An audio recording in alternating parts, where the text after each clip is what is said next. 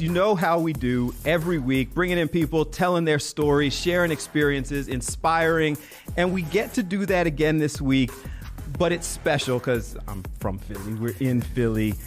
We've got DJ Jazzy Jeff in the building. How are you, sir? I am beautiful. I am beautiful. We appreciate you coming in. Yeah, I'm happy to be here.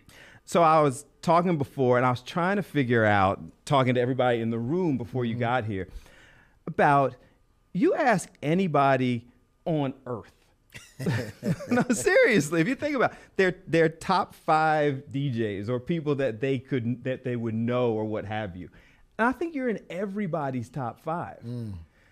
That's got to be like, what does that feel like? That's not even boasting. You're like, if you ask people, you're one of the 5 that they can name and have respect for. I don't think I allow myself to feel that.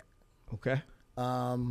It's definitely flattering. It's definitely, an honor. But I think I have always had this weird, I don't know if I would call it a superstition, that I try not to pay a lot of attention to any of the accolades because I felt like as soon as you do that, it's over.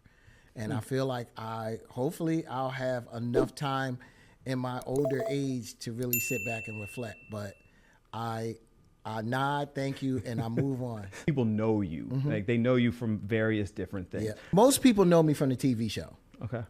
Television is a lot more polarizing than music. And I learned that, during the Fresh Prince of Bel-Air. What I tell people is during the DJ Jazzy Jeff and the Fresh Prince, we had music fans. The Fresh Prince of Bel-Air is 80-year-old white grandmothers. Okay. Like it's a whole different demographic that, in the early 90s, going to the mall, you only had to worry about people who knew you for your music, that saw you in music videos. Yeah.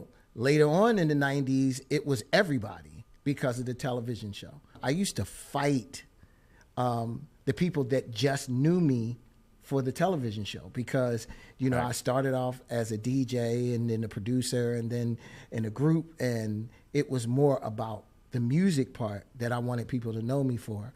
Kenny Gamble is like a big brother to me, has always given me advice. And I remember Kenny pulling me aside because I was actually complaining about the TV show. Like, this is great, but this isn't what I want to do. And he said, Jeff, you cannot fight the reasons why people know you.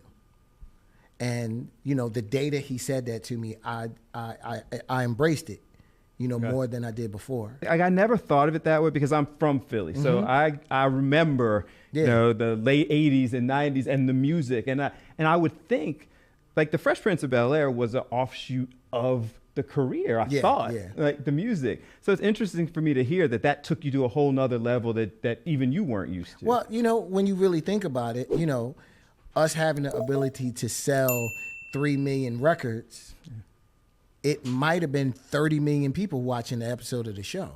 Okay.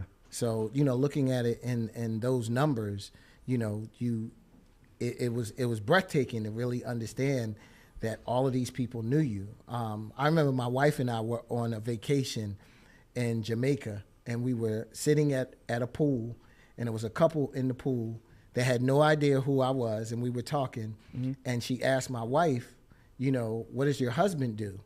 And she said, he's a DJ. And she said, like Jazzy Jeff? And we just kind of shot a look at each other. Everybody on earth, as I said.